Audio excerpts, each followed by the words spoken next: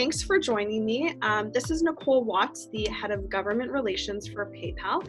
And I'd love to give you the opportunity to actually introduce yourself and tell me a little bit about what you do at PayPal. And yeah, let's go from there.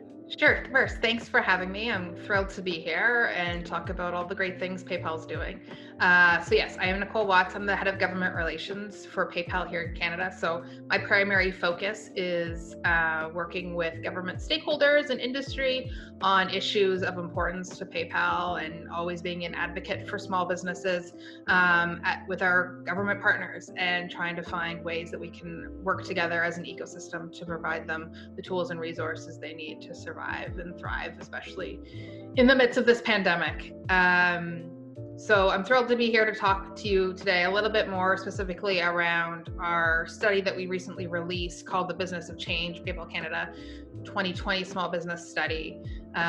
We launched this campaign as a way to highlight stories of small businesses who have found a way to adapt and pivot during the pandemic, with the goal of inspiring other entrepreneurs to get online and with the help of PayPal to survive and thrive in this digital economy.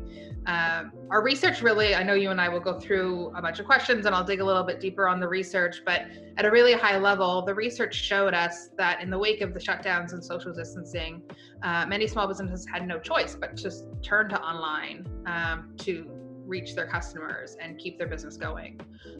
It also showed that they are actively making plans to deal with whatever future waves of the pandemic will bring. I think that we saw glimmers of hope at the time when we did the study. Merchants were hopeful for the holiday season as a way to kind of make up for the spring and summer shutdowns that kind of created a lull in their business.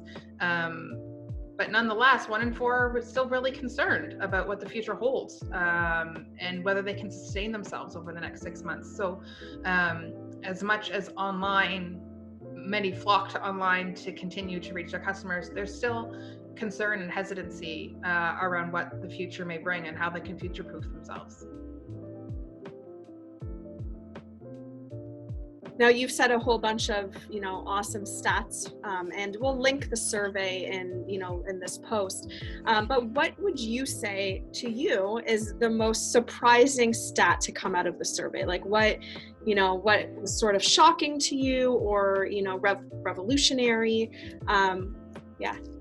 I think what I'd say was most interesting for me that I took away is as much as people were flocking online, they were still struggling with the aspects of going digital. It's not as simple as setting up a website and putting on a payment. There's so much more to it. So how to partner with social media influencers, managing mobile optimization website, managing international shipping requirements. So those kind of popped up as the top 5 concerns of being online through our surveys.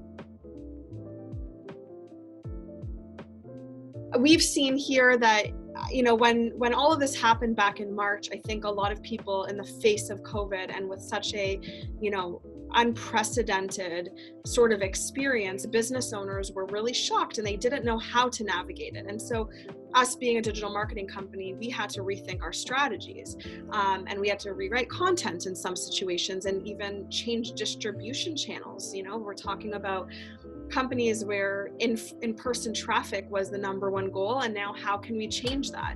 At PayPal, how are you helping businesses navigate these times? We try to always be that partner for small businesses. So much more than just being there at checkout. We offer invoicing solutions, helping with shipping discounts, and you really need business owners want to focus on running their business and selling their product, and they don't have a lot of time to waste because they're juggling so many balls.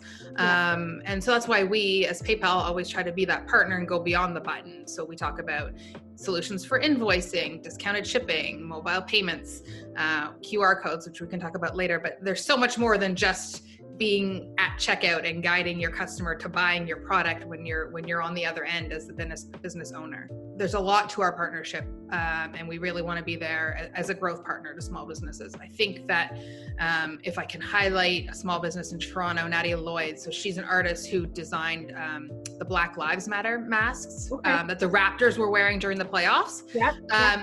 And she gave us some really amazing feedback. She said, like, her job is to be creative. not to get bogged down in the administrative work. And she said that having PayPal with her saved her about 15 hours worth of work when it comes to the bookkeeping at the end of the year. And that's 15 hours she can spend on her craft and growing her business. So I think that's a perfect articulation of when you have the right tools in your tool chest as an entrepreneur or professional, your time is better allocated to the things that grow your business as opposed to the bookkeeping and the invoicing. You don't want to get bogged down on that. So you mentioned service providers and professional services. So we know that, as you just said, they're more likely to conduct their business exclusively offline. And obviously that's been a challenge through this pandemic. 40% of small businesses that only sell services, so don't sell products, are offline. So we know that. But we've seen many service providers be innovative in developing a digital strategy. And if it wasn't, even if it wasn't for selling. So in our study, 62% said that there was a benefit to going digital, was growing their customer base across Canada. So I talked about, you're no longer just this main street shop, or very, to your point, you said in-person traffic. So you have a bigger audience beyond kind of your local audience that you have had before. They also said that going digital has given them a closer relationship with their customers. Mm-hmm. It's also something I find you can share more readily. And then also using our tools, digital simplified their bookkeeping. And we try to make it easier with a whole bunch of, again, the tools we can provide to complete their taxes at the end of the year. There's nothing worse than sitting with a box of receipts as a small business owner, trying to compile them at the end of the year in a rush to make the deadline. So when you can have the right tools already online for you, it makes it so much easier and saves you so much time. And then also when you're leveraging digital to expand, you can offer a wider range of products and services. So I think when we talk about professional services, being able to leverage all the different tools at your disposal can really, the digital tools at your disposal can really just help benefit you and grow your business even more and reach a wider audience and find new ways of engagement. So I think that there's tremendous opportunity there. And we talked about the tools that PayPal is trying to bring forward and provide that holistic solution for small businesses and professionals. So they can allocate their time to growing their business, not just in the nitty-gritty administrative work all the time. What are you doing at PayPal to prepare for the shift in consumer behavior or consumer habits for when, very hopefully, COVID-19 is not a factor, or whatever this new normal looks like? What sort of some practices that you're putting in place to prepare for this? Yeah, absolutely. So, I mean, we are all hopeful for the new normal not to be so normal anymore. We can go back to the way that when we could be in closer contact with everybody. But until then, we don't know how long that may be. So we know that the current restrictions, social distancing and so on, is forcing large and small companies to implement this digital first strategy. But to your point, as the lockdowns, we hope, recede and stores and life can kind of start to reopen more safely over time, we still anticipate a time where there are still some form of restrictions in place. And being able to pay in store without contact is going to be extremely important for customers and employees.